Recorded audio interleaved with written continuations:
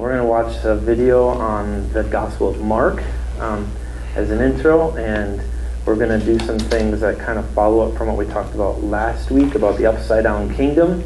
And Mark has sort of a different theme on that, but so watch that video and then we'll pick up from there. The Gospel according to Mark.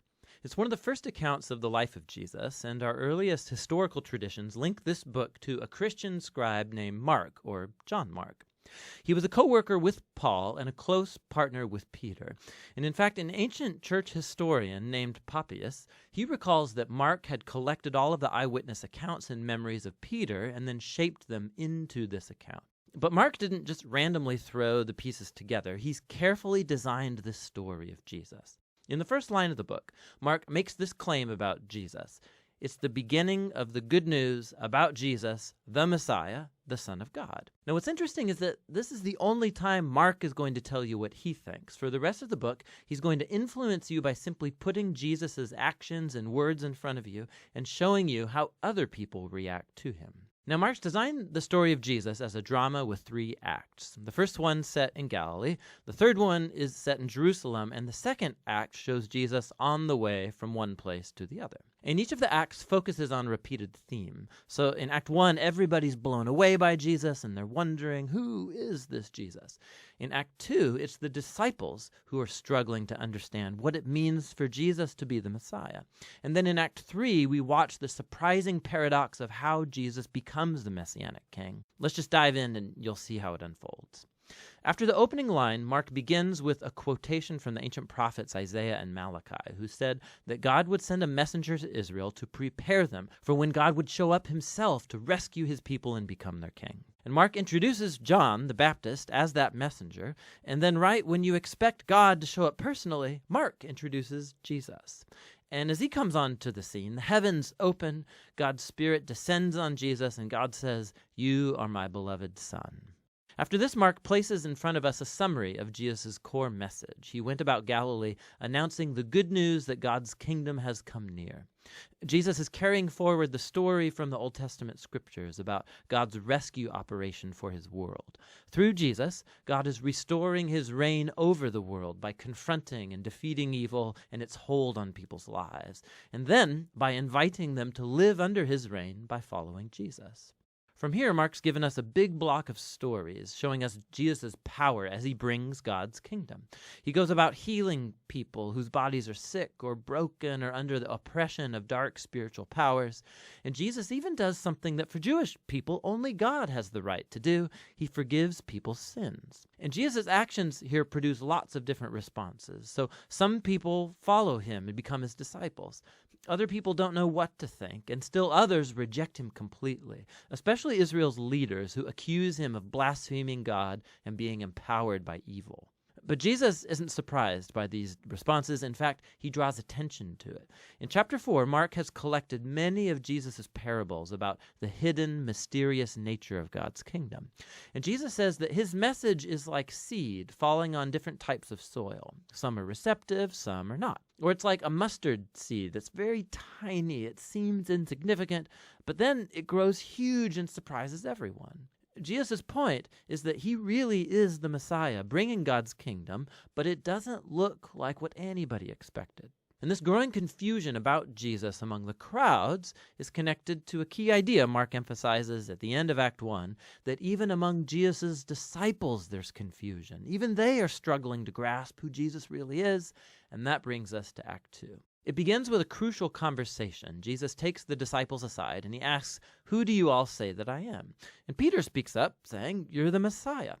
But it becomes clear that for Peter, this means that Jesus is a victorious military king from the line of David who will rescue Israel from the Romans. But for Jesus to be the Messiah means that he's the suffering servant king of Isaiah 53, who will bring God's rule by giving up his life in Jerusalem. And the disciples, they don't get it.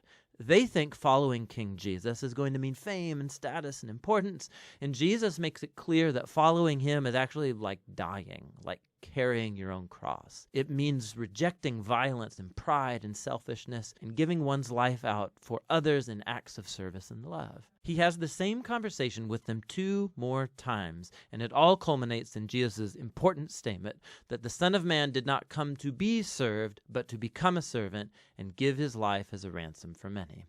The disciples still don't get it. They respond in confusion and fear. And so here in Act 2, Mark has placed another key story that echoes the book's introduction. Jesus takes 3 of his disciples up to a mountain, and he's suddenly transformed. He's radiating with light and glory, and a cloud envelops them. Now, this is just like the glory of the God of Israel that showed up long ago on Mount Sinai. And then the 2 prophets who stood in God's presence on Mount Sinai, Moses and Elijah, they appear next to Jesus as God announces again, "This is my beloved Son." Now, by placing this story in the middle of all these conversations in Act 2, Mark is making an astounding claim that Jesus, God's Son, is the physical embodiment of God's own glory. And in Jesus, the glorious God of Israel is going to become king by suffering and dying for the sins of his own people. It's a puzzling claim that confuses and scares the disciples as they leave the mountain. Which brings us to Act 3. Jesus makes a very public royal entry into Jerusalem for Passover. People are hailing him as the Messiah. Then he enters into the temple courtyard and he asserts his royal authority by running out the thieves and crooks and stopping the sacrificial system. Then this kicks off a whole week of Jesus debating and confronting the leaders of Israel, condemning their hypocrisy, and so they set in motion a plan to have him killed. And Jesus warns his disciples, predicting that Jerusalem and its temple will be destroyed within a generation, and his disciples will be persecuted just like him, until he returns one day to bring God's kingdom fully over the world. And it all leads up to the final night. Jesus has his last Passover meal with the disciples, a symbolic meal that told the story of Israel's liberation from slavery through the death of the Passover lamb. And Jesus takes these symbols and he gives them new meaning. They point to the liberation from sin and death that will happen through the death of the suffering servant Messiah. From here, the story rushes forward to Jesus' arrest, his trial before Israel's priests and the Roman governor Pilate, all resulting in Jesus' crucifixion. And it culminates in a key scene that matches the important scenes from Acts 1 and 2, except this time it's darkness that descends, not a cloud. And instead of the divine voice from heaven, it's Jesus' voice crying out before he dies. And then most surprising is that it's a Roman soldier who sees Jesus die, who grasps and then announces who Jesus is. This man was the Son of God. He's the first person in the story to recognize the story's shocking claim about Jesus' identity, that it's the crucified Son of God who's the Messiah, Jesus of Nazareth, who died for his friends and for his enemies. After this, Jesus' body is placed in a tomb, and on the first day of the new week, 2 women from his disciples come to the tomb, and they discover that the tomb is empty, the stone's rolled away, and an angelic man informs them that Jesus isn't here, that he's risen from the dead. And so he orders them to go and tell this good news to the other disciples, that Jesus is alive, that he'll meet them back up in Galilee. And the women, they're freaked out. Mark says that they fled from the tomb in terror, telling no one, for they were afraid. And that's how the book ends, with Jesus' disciples showing the same kind of fear and confusion that concluded Acts 2 and 1. Now, if you look in your Bible, you'll see that the Gospel of Mark has more to its ending, where Jesus appears, he speaks to his disciples, but there's also a note there telling you that that ending is not part of the original book, that it's only found in later, less reliable manuscripts. Now, it's possible that the original ending got lost, or that Mark actually never finished writing his account, but it's more likely that this abrupt ending is intentional to make a point. The entire story has focused on the shocking claim that puzzled Jesus' disciples from beginning to end, that it's the suffering, crucified, and risen Jesus who's the Messiah, the Son of God. That God's love and upside-down kingdom were revealed as Jesus died for the sins of the world. And so this story ends without closure, and it forces you, the reader, to grapple with this very strange and scandalous claim about Jesus. And are you going to run away like the disciples? Or are you going to recognize Jesus as your king and go and tell the good news? And only you can answer that question. And that's what the Gospel of Mark is all about.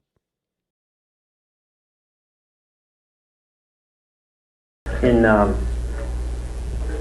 Mark chapter 14, Jesus has this interaction with,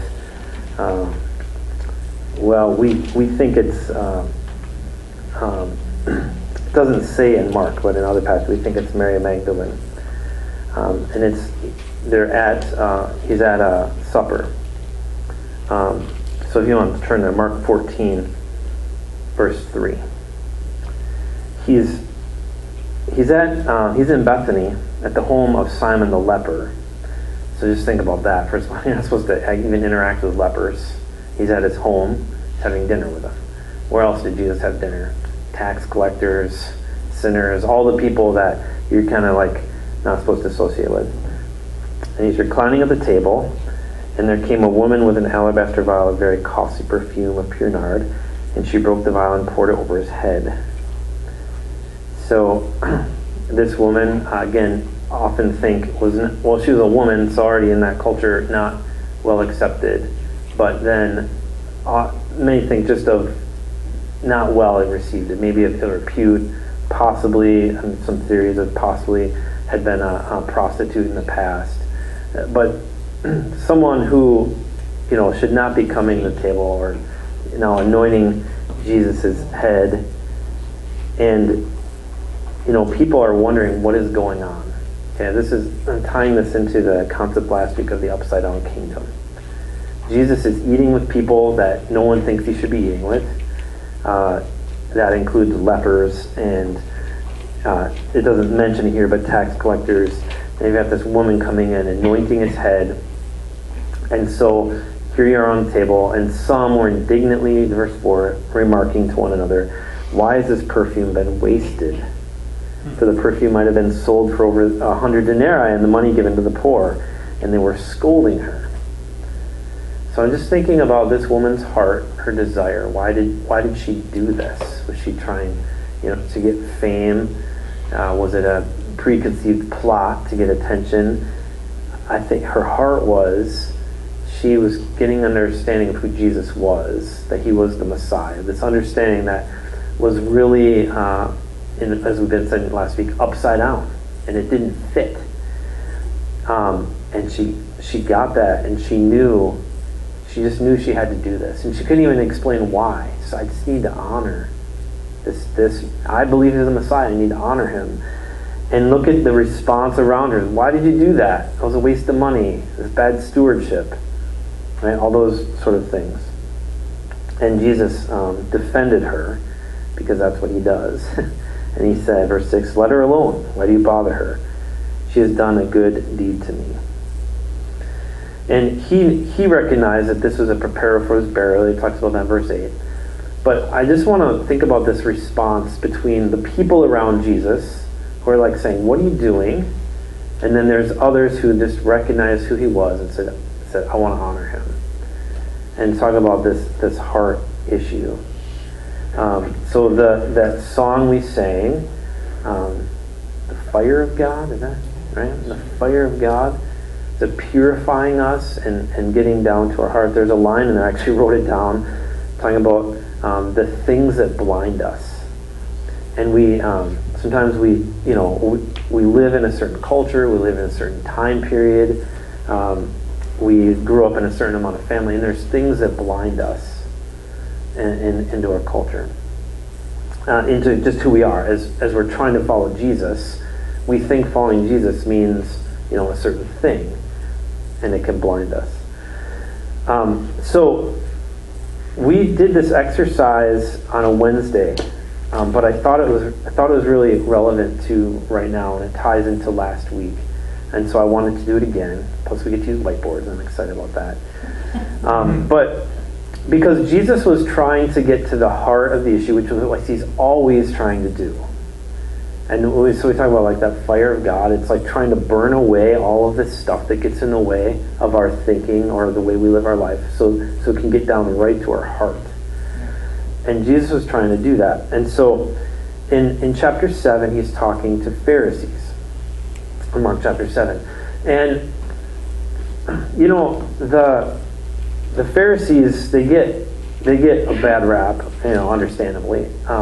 But you gotta think from the Pharisees' perspective. These guys were upholding the law. They were teaching the law to the people. They were trying to keep Judaism pure so that when the Messiah came, there would be a good nation of Israel around. Right? They were doing the best they knew. So look at their culture, their understanding. They were trying to honor the Lord through what they were doing. But they were getting kind of caught up in the sense they were blinded by the things, even the things they were trying to honor God with.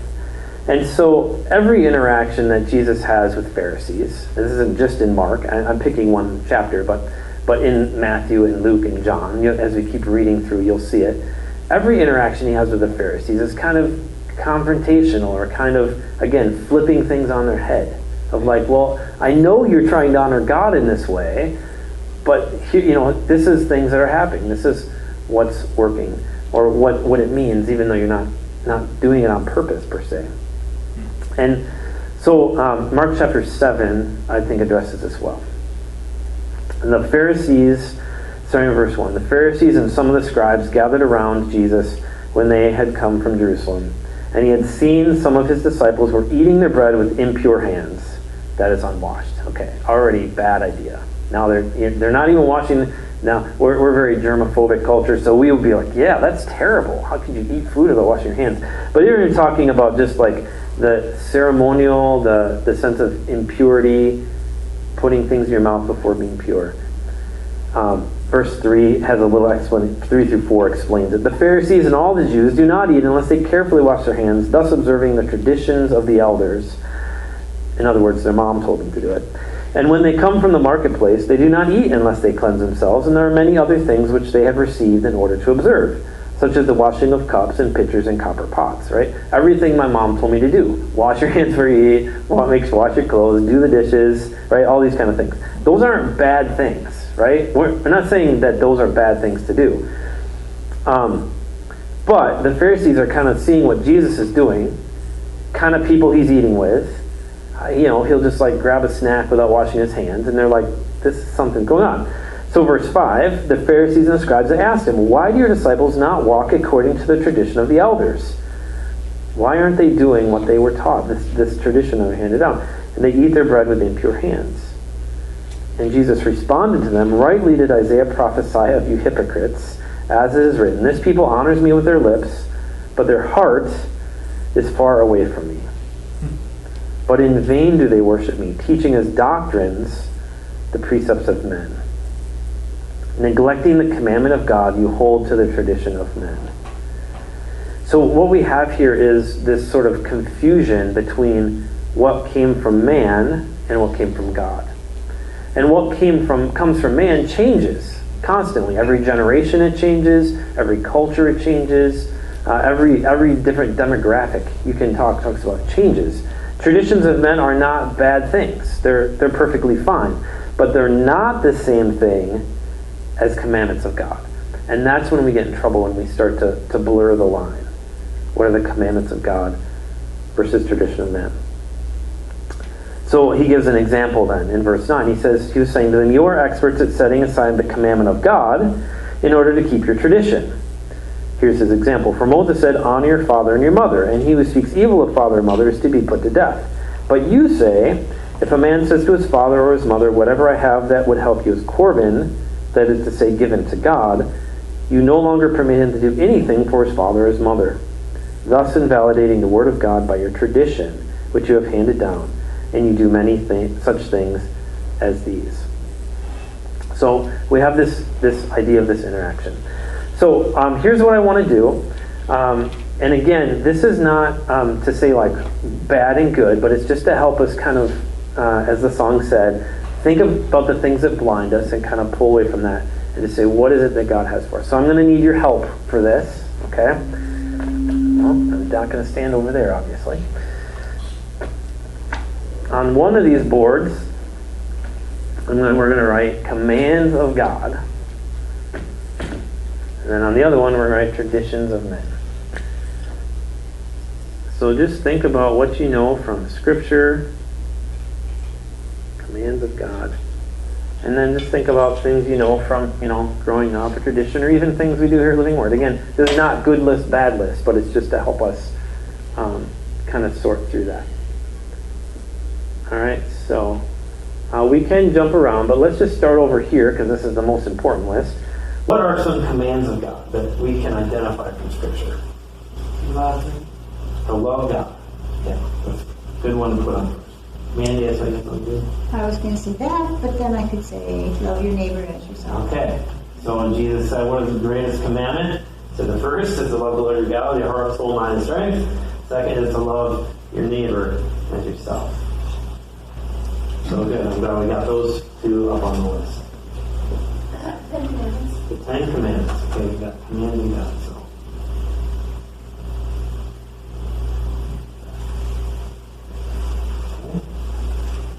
Other things. Things that everyone should do, all times and places, irrespective of culture, economic status. Prayer.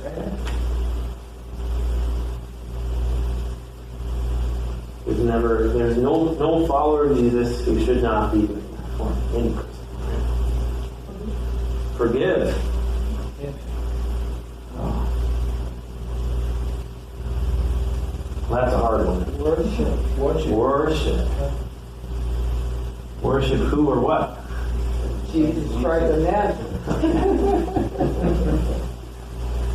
That's the key thing, because I think that worship a lot of times can come over here, right? How we worship or what we worship almost can become idolatry. That's true, right?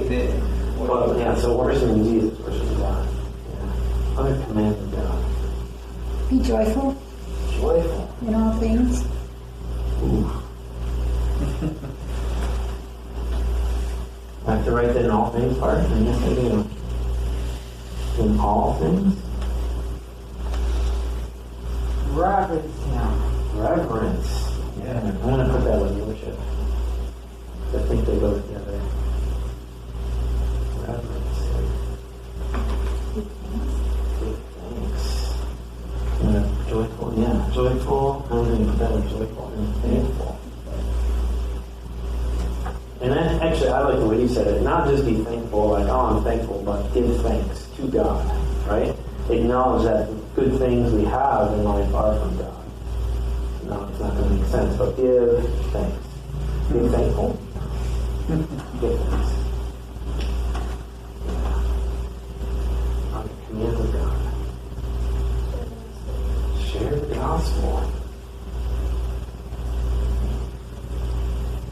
That's just for like the professionals, right? The pastors and missionaries. Right? Every believer. You receive good news. Why wouldn't I want to tell you? Because I read the Bible.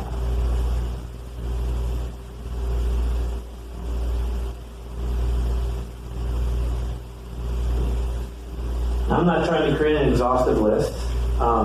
Obviously, we could think of a whole bunch more, but I just want to get a general idea. I'll stay with that. So now, think about traditions and men. What are just some traditions we have? And think traditionally, like in that church culture. Then again, not bad or good, but they're just not the same level as commands of God. What are some examples that you think of? Celebrate holidays. Okay, holidays.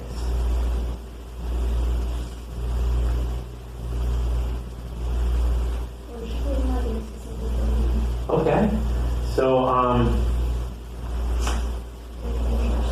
yeah, so like I'm trying to think what that. Church service. So that certain church service. Yeah. Yeah. So Jenny mentioned building. What are some other? I'm thinking like the whens and the wheres, right? Yeah. Type of music, right? And I love Instruments. Also. Yeah, instruments. I love, Katie, that you introduced that in different cultures. I think that's really helpful. And even, we sing some older hymns and some newer things. What type of instrument we have, whoever people can play, we'll play, right? So we're not picky, but that sense of like, what that type of music is, or instruments. And even the when, right? So I think I put that like, typically, when do 90% of churches meet? Yeah. What Sunday? When are we at right now? Sunday morning. That's not, put that down. So that you got the one. Other traditions to think of. Oh, yeah, even the use of candles, right?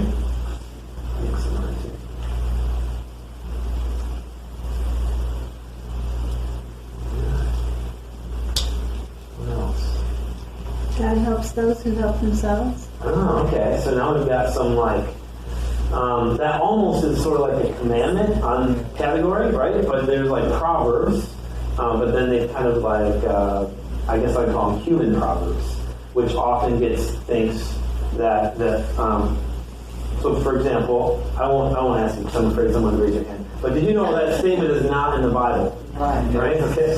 God helps those who help themselves, but especially in America, all over the place, especially in America, that is very prevalent. Like, I'm supposed to take care of myself, and I'll ask God for a little help, but He wants me to do it. That is very just because.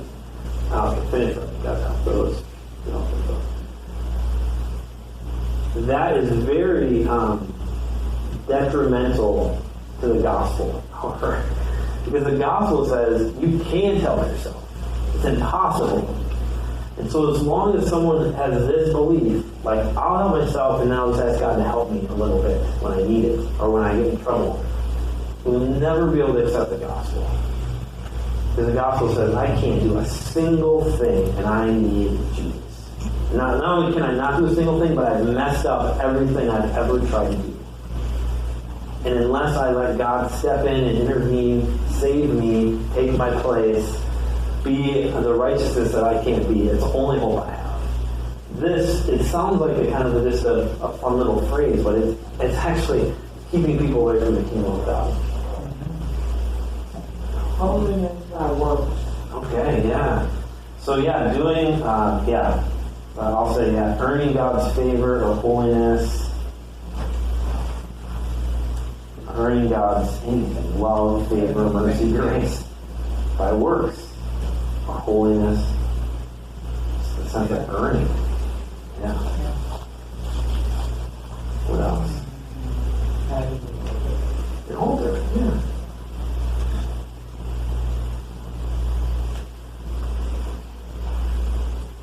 I'll even you can even just talk about like certain decorations, right? So Decoration, yeah, so that would include a cross. I think cross is good because it reminds us of what Christ did. But can we come before God without a cross? Yeah, absolutely. Other traditions like that. Is that a meditation? All sacraments. Oh, okay. Baptism. Okay. Wedding. Yeah. I could make an argument depending on which one of those. So let me stick a color on that. Jenny thought they were kind of commandments. So I'm going to actually write them separate because you said I'm putting a different color for now. Communion. What else did you say? Baptism. Baptism. Then you mentioned weddings. Yeah. Changes about.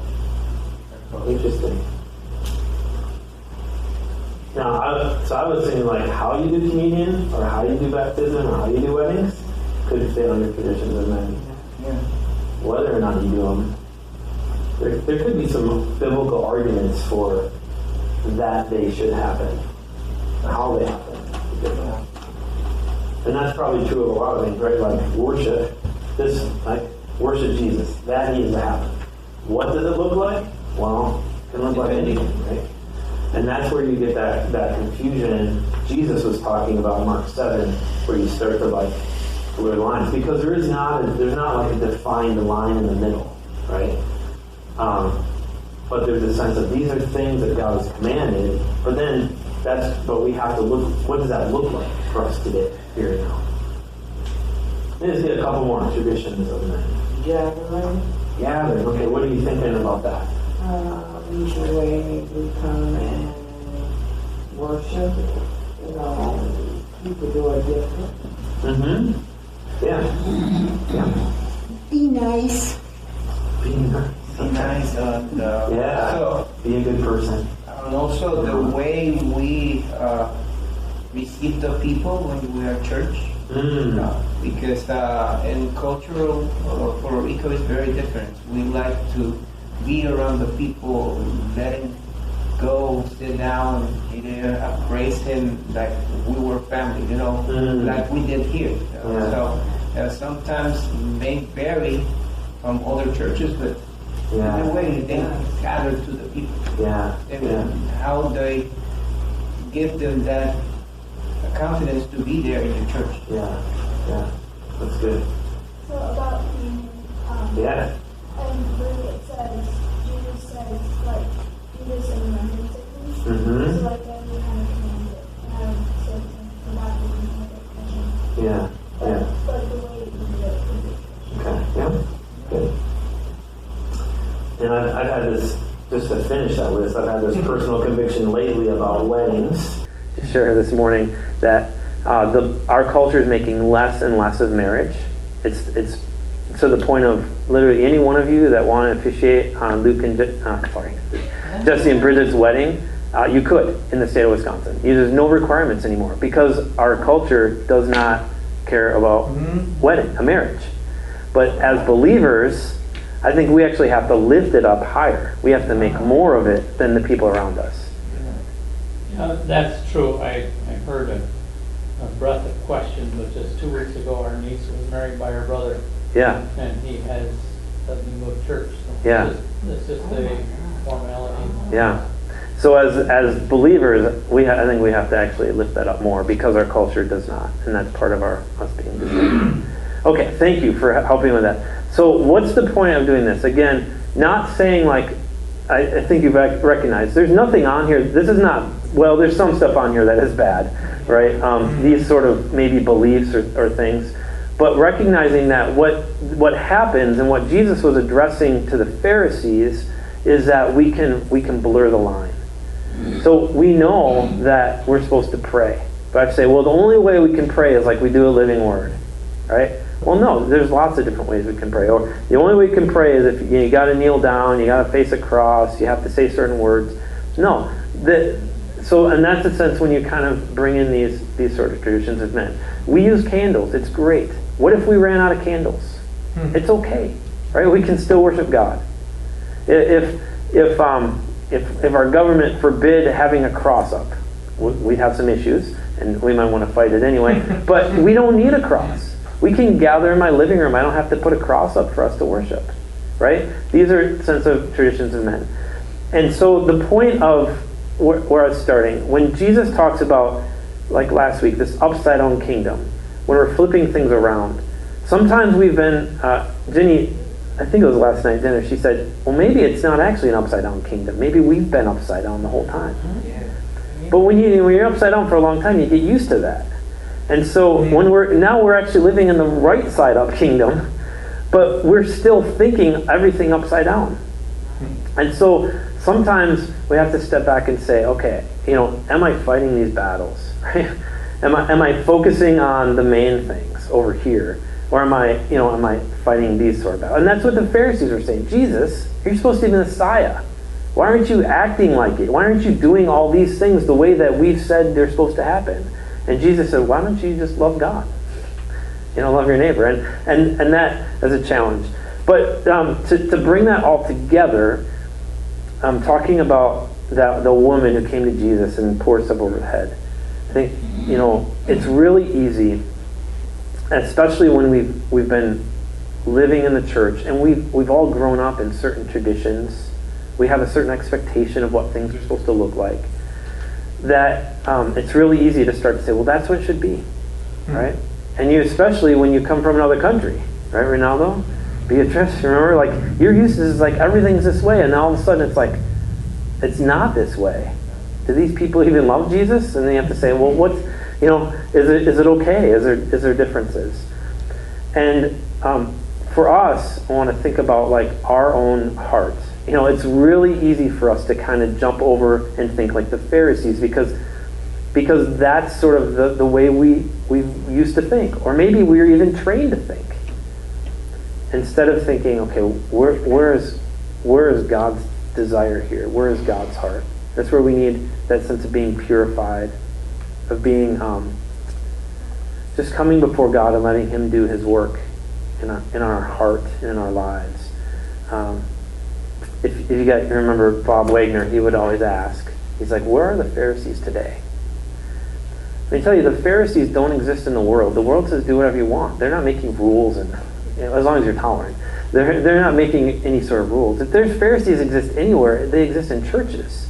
And so we have to really guard our hearts and make sure we're not flipping over to that line, kind of holding on to traditions, kind of trying to live that upside downness again. When Jesus wanted to He did right side up us. And to say we're living a different way, and it looks different. And we need that sort of wake-up call sometime. And I hope that that happened last week. I hope as you're reading through the Gospels, and I would encourage you to continue to be we'll be in the Gospels if you're following the reading plan for a few weeks, but to stay in the Gospels and don't stray from them too far, because the Gospels remind us, hey, this is what life is supposed to look like. This is what it looked like. And when we see a Pharisee, don't get too quick to condemn them and say, just ask the Lord, is that in me? Is there part of that in me that I just need to bring out and confess out?